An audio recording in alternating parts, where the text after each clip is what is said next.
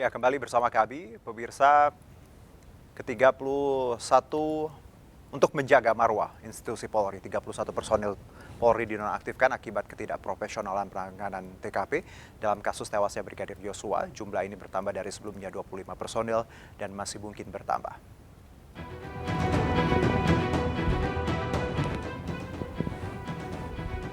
Ya, ke-31 personil Polri ini diduga menghambat penyidikan kasus kematian Brigadir Yosua, juga tidak profesional dalam penanganan TKP. Selain melanggar kode etik jika ditemukan pelanggaran pidana seperti menghilangkan barang bukti, menyimpan barang bukti maupun menyembunyikan barang bukti.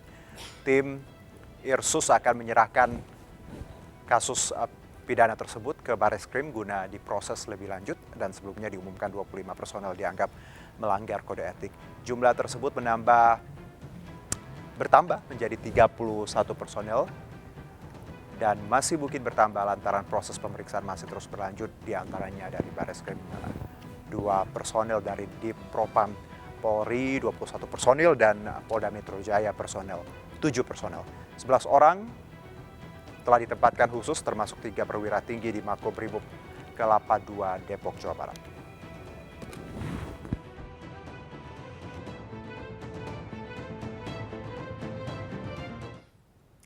Baik, kita lanjutkan dialog dengan Pak Hairul Huda, penasehat ahli Kapolri bidang hukum, dan juga Pak Edi Hasibuan, Direktur Eksekutif Lemkapi. Saya kembali ke Pak Hairul.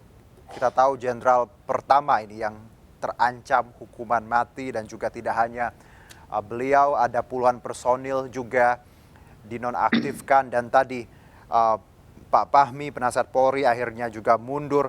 Anda melihat langkah ini dan juga ancaman untuk para tersangka dan orang yang terlibat, apakah ini bentuk bagaimana komitmen sebenarnya Polri untuk menjaga marwahnya? Iya tentu, karena kan ini kasus menjadi sorotan publik. Bahkan Bapak Presiden berkali-kali, kalau tidak salah 4 kali, memberikan pesan khusus kepada Polri terkait penanganan hal ini. Dan pertaruhannya adalah kepercayaan masyarakat terhadap Polri yang terus terang dengan kasus ini jatuh pada titik terendah. Oleh karena itu, langkah Pak Kapolri membentuk tim sus, Irsus yang kemudian menghasilkan kasus ini dari segi pidana cukup jelas dan sejumlah orang katakanlah dinonaktifkan, diperiksa apakah ada pelanggaran etik dan seterusnya sejumlah anggota Polri. Ini menunjukkan kesungguhan Polri untuk menjadikan kasus ini sebagai entry point, ya, untuk entry point memastikan bahwa di dalam lingkungan Polri pada akhirnya bisa dipercaya kembali oleh masyarakat. Namun perlu diperhatikan juga kan, karena dari sejumlah orang yang diperiksa itu kan harus kita pilah-pilah, katakanlah. Baik. Ada yang memang sedang bertugas melaksanakan oleh TKP dan seterusnya. Ada yang sebenarnya anggota Polri juga yang tugasnya memang kedatangan ke situ memang untuk merusak TKP, kan begitu. Ini kan harus bisa juga. Ada yang katakanlah bertugas dalam rangka melaksanakan perintah. Tapi ada yang mengambil kebijakan, mengambil keputusan. Ini juga harus kita perhatikan. Jangan sampai kemudian semua yang diperiksa itu atau semua yang kemudian sekarang dilakukan penempatan khusus seolah-olah semuanya melanggar kode etik. Kita harus hati-hati juga mengenai hal ini karena menyangkut sejumlah perwira, bahkan ada sejumlah perwira tinggi dalam hal ini. Jadi ini momentum yang baik sekali bagi Polri untuk melakukan sebuah penataan internal terkait dengan persoalan ini, terutama berkenaan dengan fungsi-fungsi yang ada di lingkungan Polri yang katakanlah sempat keluar dari fungsi yang sebenarnya. Baik. Tadi Propam katakanlah begitu, keluar dari fungsinya, kan tidak tugasnya melakukan penyidikan katakanlah. Tetapi pada kejadian itu kan mungkin banyak sekali anggota Propam di sana yang ternyata tujuannya lain, bukan bagian dari proses penyidikan itu, katakanlah seperti itu. Oke, dengan kata lain kita perhatikan. Mungkin mereka di sana untuk tadi tugas dan tidak mengetahui ya sebenarnya di awal seperti apa. Jadi betul. Ya. Jadi memang ini kita harus pilah-pilah ya Pak ya, bagaimana nanti mana yang memang harus tadi dihukum, mana yang memang... Karena kan, mohon maaf, saya lanjutkan sedikit. Baik, silakan. Di Polri kan tentu kan ada sistem komando, ada sistem hierarkis gitu ya. Yang namanya perintah, yang namanya tugas, ya harus dilaksanakan dulu. Baik. Ini juga harus diperhatikan karena bisa jadi anggota-anggota tertentu ini hanya melaksanakan tugas saja gitu. Tetapi kebetulan ada di TKP, kemudian TKP-nya rusak, ya dia jadi harus ikut bertanggung jawab seolah-olah. Ini yang kita mesti hati-hati, jangan sampai kemudian anggota-anggota Polri yang sebenarnya menjalankan tugas sesuai dengan porsinya itu kena imbas berkenaan dengan hal ini. Baik, saya ke Pak Edi. Ketika kita tahu bahwa jenderal pertama yang terancam hukuman mati, terus juga banyaknya puluhan personel dinonaktifkan untuk melihat proses ini berjalan seperti itu. Menurut Anda ini langkah yang bagus untuk Polri sendiri memberikan komitmennya kepada masyarakat terkait tadi penegakan hukum di tanah air? Ya, saya kira betul ya. Apa yang disampaikan oleh Bapak Kapolri kemarin itu adalah merupakan suatu ketegasan, merupakan suatu bentuk ketidakberkenan terhadap apa yang menjadi putusan Polri. Ya, mungkin kemarin itu ada yang ragu, masyarakat ada yang ragu. Ya. Mungkin nggak Bapak Kapolri, Polri akan memberikan hukumnya setimpal kepada jenderal yang terlibat di dalam kasus. Buktinya kenyataan kemarin, ketika memang diputuskan bahwasanya Irjen Verdi Sambo ditetapkan menjadi tersangka, kemudian banyak masyarakat yang kaget. Apalagi misalnya sampai dijerat dengan pasal 338, 340, kemudian Jumto 55 dan 56 ya. Saya kira dengan ancaman hukuman mati ya. Saya kira ini hukuman paling berat ya. Ini adalah hukuman dalam sejarah Polri yang saya tahu. Saya hampir 30 tahun di kepolisian ya. Baru kali ini terjadi. Nah, dan ini menunjukkan apa yang disampaikan oleh Kapolri itu, jika misalnya tadinya masyarakat agak ragu terhadap apa yang menjadi putusan Polri kemarin, kalau kita lihat Polri memberikan suatu ketegasan yang luar biasa, memberikan suatu keputusan atau yang tidak ragu-ragu di dalam hal memutuskan setiap anggota yang bersalah, setiap anggota yang terlibat isinya dalam pelanggaran hukum. Ini nanti akan berdampak terhadap trust ya, yang bisa kepercayaan masyarakat terhadap Polri ya. Dengan ketegasan ini, dengan bukti-bukti yang cukup disampaikan kepada masyarakat, insya Allah tingkat kepercayaan masyarakat terhadap Polri akan semakin baik. Karena ini adalah merupakan taruhan Polri dalam hal memberikan memperlihatkan kepada masyarakat adanya keterbukaan di sini, adanya transparan di sini ya. Dan saya kira ini adalah merupakan putusan yang baik ya, agar ini menjadi pembelajaran kepada seluruh jajaran Polri ke depan. Ya, lagi-lagi ini satu contoh besar untuk kita semua, tidak ada yang kebal hukum harusnya ya.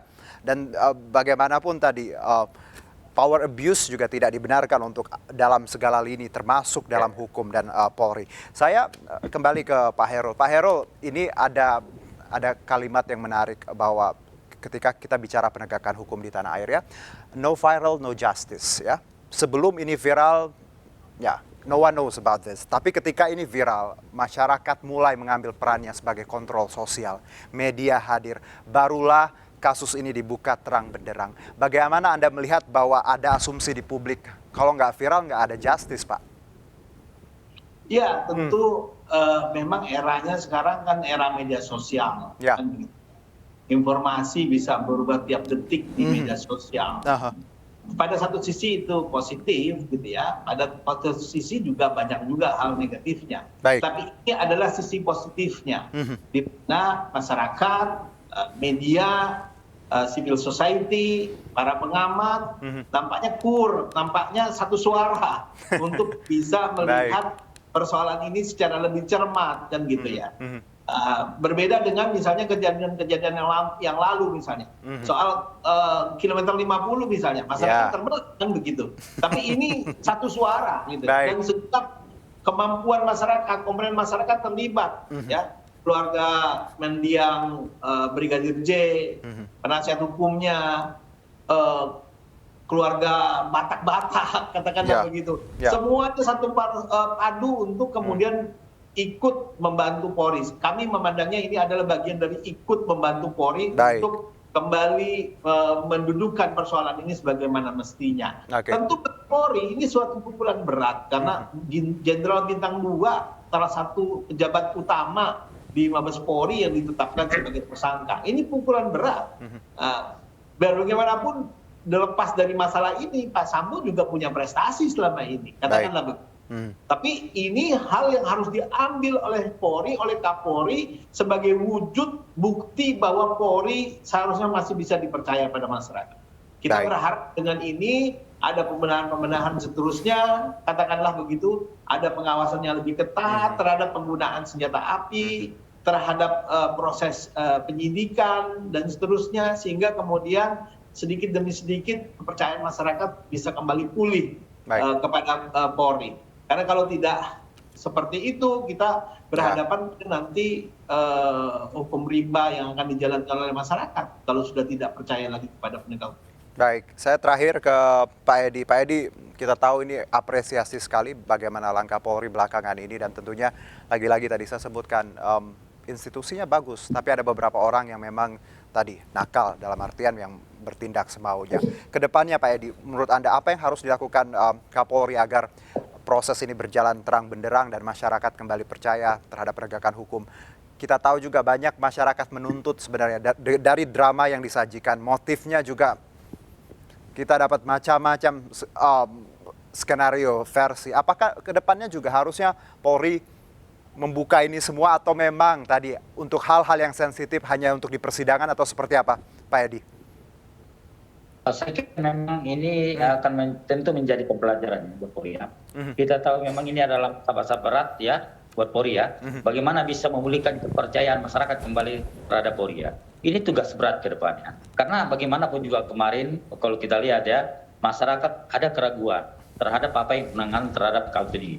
Tapi dengan adanya ketegasan Polri tadi, dengan adanya penetapan tersangka kemudian memberikan ancaman yang sungguh berat ya, ancaman hukuman mati ya. Saya kira ini kan memang sungguh luar biasa ya menurut saya, kalau menurut pandangan kita ya. Tentu ini harus menjadi perhatian seluruh jajaran Polri ya, agar betul-betul bisa bekerja dengan baik, meningkatkan profesionalisme, kemudian menghindari namanya penyimpangan, menghindari namanya penyalahgunaan kewenangan ya.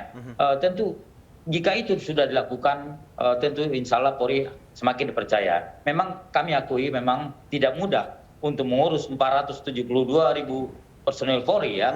Karena kenapa? Karena memang satu saja yang melakukan pelanggaran hukum, yang melakukan penyimpangan, maka persepsi masyarakat terhadap Polri akan berubah. Dan tentu ini harus menjadi bahan pembelajaran terhadap seluruh jajaran Polri agar semakin meningkatkan kinerja, meningkatkan profesionalisme, dan agar Polri bisa semakin dipercaya oleh masyarakat. Baik, Pak Hairul, satu singkat saja Pak, waktu kita terbatas, apa yang ingin Anda sampaikan kepada publik, Anda sebagai penasihat ahli Kapolri bidang hukum, silakan. Ya, sekali lagi bahwa kita percayakan kepada proses selanjutnya yang dilakukan oleh Polri, insya Allah akan berlangsung dengan baik proses pidana yang dilaksanakan oleh Barreskrim, maupun proses dugaan pelanggaran etik yang sedang dalam pemeriksaan Irwasum, katakanlah begitu, Irsus dalam hal ini, itu kita harapkan segera bisa disampaikan kepada publik, ya, supaya kemudian publik tidak ragu lagi bahwa seolah-olah Polri main-main dalam penanganan perkara ini. Tentu sekali lagi mana yang memang melakukan pelanggaran berat, termasuk diantaranya melakukan tindak pidana seperti merusak, menghilangkan barang bukti atau menghalang-halangi proses penyidikan, ya tentu bukan hanya proses pidana yang akan mereka harus hadapi, tetapi juga proses untuk pemberhentian melalui sidang etik dalam hal ini. Tetapi bagi mereka yang memang sekedar menjalankan tugas, ya kita harus juga beri perlindungan dan kemudian supaya mereka yang bisa kembali lagi melaksanakan tugas. Saya dengar di Barreskrim dilakukan pemeriksaan sampai pukul 3 pagi terhadap mereka itu, sehingga kemudian tentu kita harapkan juga segera menghasilkan sebagaimana yang diharapkan oleh masyarakat. Saya kira begitu. Baik, terima kasih Pak Hairul Huda, penasihat ahli Kapolri bidang hukum, dan Pak Edi Hasibuan, Direktur Eksekutif Lemkapi. Ini lagi-lagi wake up call untuk kita bersama untuk perbaikan proses dan penegakan hukum di tanah air. Terima kasih. Wassalam, salam sehat untuk kita semua. Siap. Terima kasih ya. Pemirsa, mantan Kadif Hubungan Internasional Mabes Polri, Irjen Napoleon Bonaparte dituntut hukuman penjara atas kasus penganiayaan terhadap MKC. Ya, dalam sidang yang digelar pagi tadi di Pengadilan Negeri Jakarta Selatan, mantan Kadif Hubinter Mabes Polri Irjen Polisi Napoleon Bonaparte dituntut 1 tahun penjara dalam kasus penganiayaan terhadap MKC di Rutan Barreskrim Polri Agustus 2021. Jaksa penuntut menilai terdakwa terbukti melanggar pasal 351 tentang penganiayaan. Menanggapi tuntutan jaksa, Napoleon menyatakan menghormati segala putusan. Namun demikian pihaknya beserta kuasa hukum akan mengajukan pembelaan dalam sidang 2 pekan mendatang. Irjen Napoleon didakwa atas tindak penganiayaan setelah melumuri MKC dengan kotoran manusia dan menganiaya korban di Rutan Barreskrim Agustus tahun lalu.